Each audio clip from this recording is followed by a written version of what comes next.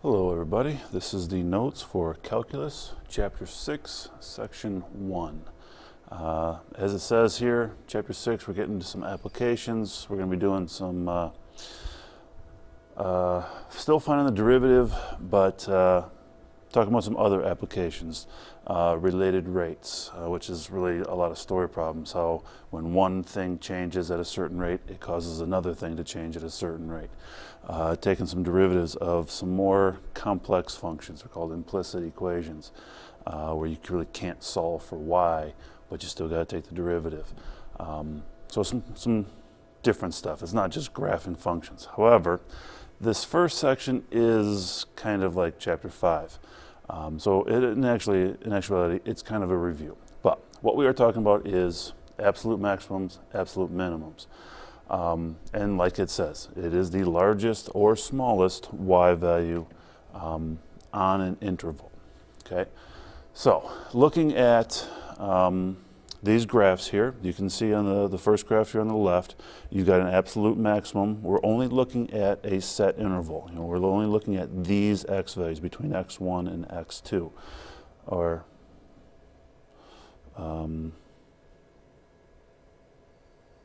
there's two x2s in this graph. That's bizarre. I'm talking about that, x2. Absolute maximum, it's the largest y value in this interval. Absolute minimum, it's the smallest y value. Looking, middle graph here, same idea. But just to make a comparison, what we've talked about before was finding those relative minimums or maximums. So this x value right here, that would be a relative maximum. In the local area, it is a high point. But on this interval that this graph is graphed between x1 and x5, this x2 is not the highest y value. That one is. And so that would be the absolute max here. Absolute minimum, there it's the lowest y value. And so that's the difference. Relative min or max, localized high point, low point. Absolute max or min is on this interval, it is the largest largest y value or smallest y value. So to get the absolute min or maxes happen at the critical numbers. Okay, again, critical numbers, you're looking at the derivative equaling 0 or the derivative not existing. What are those x values? Any min or max is going to happen at a critical number. You're looking for the largest y value, largest or smallest y value. So you need to evaluate the function at those critical numbers. But like we saw in this graph, those absolute min or maxes, they could happen at the endpoints. We're looking at a set interval. And so if it's a closed interval, you also got to evaluate the endpoints. And then absolute min or max, it's the largest or smallest y values. So you're looking for those. All right, so let's do an example. It says find the absolute extrema of the function given there on this interval. Now, again, this is interval notation, so what this is really saying is x values greater than or equal to -1, less than or equal to 8. The brackets give you that or equal to. So we have some endpoints. All right, so first step, find the critical numbers, which means getting the derivative. This is x to the 6/3, but that's really just x squared. Oh, whoa. I gotta subtract 1, which is 3/3. That's actually 5/3. I gotta make sure my addition is correct here, or subtraction here.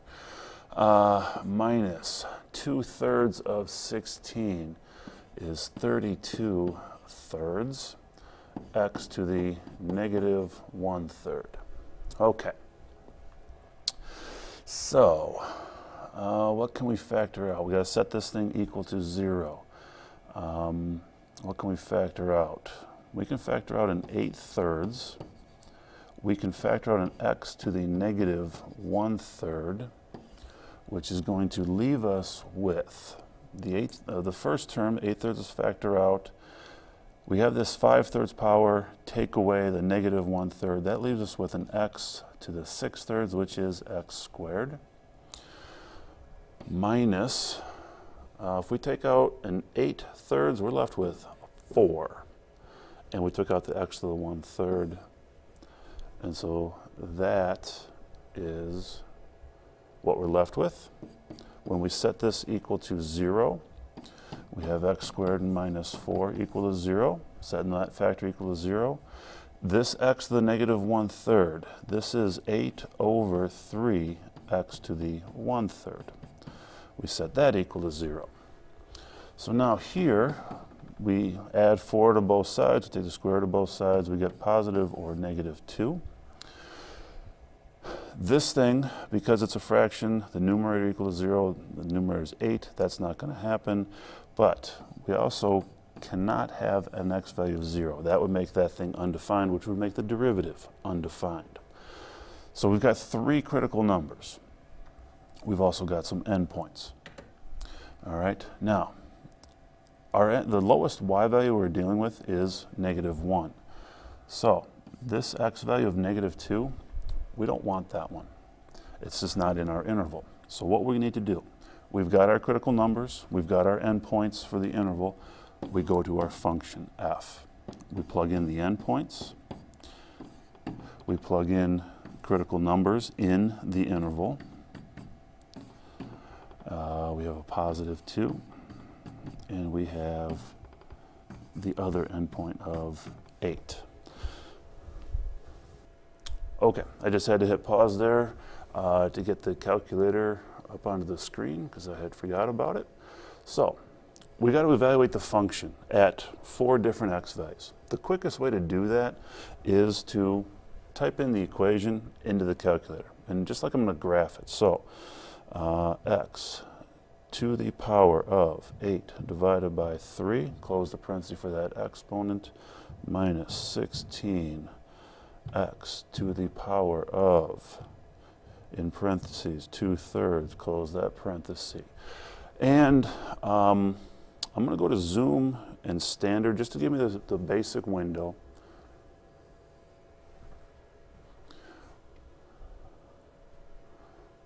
All right, got this graph.